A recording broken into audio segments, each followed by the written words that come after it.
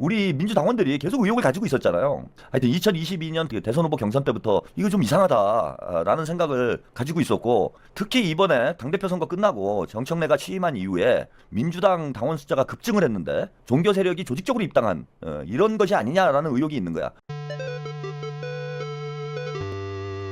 그러니까 법제처장님, 저번에 제가 말씀드린 거 종교단체 정치 개입하고 불법 자금으로 이상한 짓 하고 하는 거 해산 방안 검토하라고 한 거 하셨어요? 예, 검토해서 보고서 제출했고 그 다음 주 국무회의에서 보고하는 것으로 계획이 아니 해산 가능한 거 아닌가 보다. 다른 얘기는 나중에 하더라도. 그러니까 그 헌법 문제라기보다는 현재로서는 이제 민법 38조의 해서 적용 문제이고, 근데 그게 이제 종교 단체가 조직적으로 굉장히 그 심한 정도의 위법 행위를 지속했을 때 해산이 가능합니다. 그렇기 때문에 실태가 그에 부합하는가가 일단은 확인이 돼야 될 것 같습니다. 하여튼 저기 민법상 사단법인 재단법인은 해산 사유가 있고, 해산 사유는 물론 법원이 최종적으로 판단하겠지만 해산 권한은 어디에 있어요? 해산 권한은 그 소관부처입니다. 소관부처 해산 명령을 하면 해산 효과가 발생하죠. 예, 그렇습니다. 그게 정당한지 아닌지야 뭐 소송하면 취소하든지 말든지 하는 거고. 예, 일본은 해산을 법원에 청구하게 돼 있는 모양이에요. 예, 법원에 청구해서 법원에 법원이 판단해. 우리는 주무부처가 주무관청이 결정하는 거군요. 예, 그렇습니다.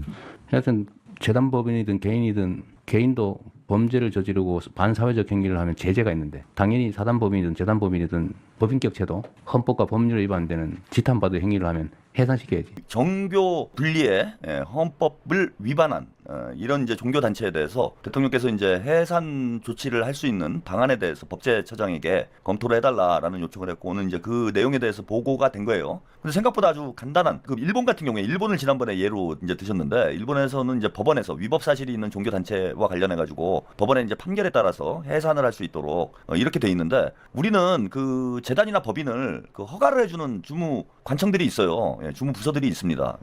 그래서 해당 부서에서 이제 법인이나 재단을 이제 신청을 하고, 해당 부서에서 이제 승인이 되면은 재단이나 법인이 이제 설립이 되는 건데, 종교단체 같은 경우에는 이제 문체부 관할이 되는 거예요. 예, 종교 영역이 문화 영역이 되니까 이제 거기서 법인 설립을 승인을 해주는데, 그 승인을 한 주무부처에서 이제 해산 명령을 할 수 있는, 취소를 하는 거죠. 해산 명령이라기보다는 이제 법인 취소를 할 수 있는 그런 권한을 가지고 있으니까 오히려 일본보다 이제 더 쉽게 이게 처리가 될 수 있는 거예요. 그러니까 문화체육부 장관이 야, 니네 위법을 했으니까 니네 법인 재단 취소야, 이래버리면 취소가 돼버리는 거야. 그냥 해산이 돼버리는 거예요. 간단한 거죠. 그러니까 정부가 마음 먹으면 할 수 있는 거예요. 그럼 지금 이제 간단한 거예요. 문화체육관광부에서 승인 취소를 하면 되는 거예요. 뭐 해산 명령도 아니고 재단, 법인 승인 취소를 해버리면은 바로 끝나는 거야, 이건. 예. 물론 이제 소송이 걸릴 수 있겠죠. 예. 소송이 걸려가지고 법원에 가서 최종적인 판단을 받아야 되겠지만은, 그거는 이제 두 번째 문제고, 일단 당장 내일이라도 법을 위반한 이런 종교 재단 법인에 대해서 행정적 조치를 할 수 있는 권한을 정부가 가진 상황이다. 그러니까 복잡하지 않은 거예요.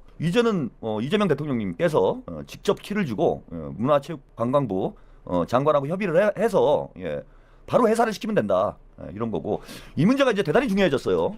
이 이제 정교 분리, 한마디로 이 정교 유착의 뿌리를 뽑는 것이 아주 간단한 문제가 돼 있다 지금. 얼마든지 이재명 정부에서 마음 먹으면 할 수 있는 상황이 돼 있고, 통일교가 민주당에도 로비를 하거나 뭐 돈을 주거나 혹은 이제 조직적으로 민주당에 당원으로 가입하는 이런 일들이 있었다라는 것이 뭐 통일교 관계자의 증언이어서 아직 속단하기는 이르지만은 좀 확인이 되고 있는 상황이고, 우리 민주당원들이 계속 의혹을 가지고 있었잖아요. 이게 지난 대선 때부터죠. 하여튼 2022년 대선 때부터, 이게 대선 후보 경선 때부터 이거 좀 이상하다라는 생각을 가지고 있었고, 특히 이번에 당대표 선거 끝나고 정청래가 취임한 이후에 민주당 당원 숫자가 급증을 했는데, 어쨌건 민주당에서 전수조사를 한 거는 맞는 것 같아요. 조승래 사무총장이 자신 있게 얘기를 하더라고. 조사를 했다고. 근데 이제 헛다리 짚은 게 있는 거죠. 조사를 안 했다기보다는 헛다리 짚은 게 뭐냐면은 유령 당원을 조사를 했어요. 그래서 뭐 주소가 겹친다든지 전화번호가 겹친다든지 이런 당원들을 이제 속간했는데, 그게 이제 4만 명 정도 됐다라고 합니다. 근데 이제 우리 당원들이 우려하는 부분은 그 유령 당원 문제가 아니고, 정확히 얘기하면 이 이제 종교 세력 문제예요. 종교 세력이 조직적으로 입당한 이런 것이 아니냐라는 의혹이 있는 거야. 근데 이 문제는 어제도 길게 말씀을 드렸는데, 이게 당 차원에서 조사를 해가지고는 해결될 수 있는 문제가 아니라고 봐요, 저는. 입당원서에다가 뭐 종교, 통일교, 종교 신천지 이렇게 쓰지는 않을 거 아니에요, 입당원서에다가. 그리고 뭐 개별 당원들을 한 명 한 명 다 조사를 해가지고 이 사람이 신천지 신도인지 통일교 신도인지 현실적으로 조사할 방법이 없어요. 그래서 당내 조사로는 속간할 방법이 없다. 이게 종교 세력들이 조직적으로 가입한 이 경우를 속간할 방법이 없기 때문에 이거는 수사를 하는 수밖에 없어요. 그래서 통일교 신도 명부하고 민주당 당원 명부를 대조해보는 것 외에는 현실적으로 방법이 없다. 그리고 대통령의 의지가 확고하잖아요.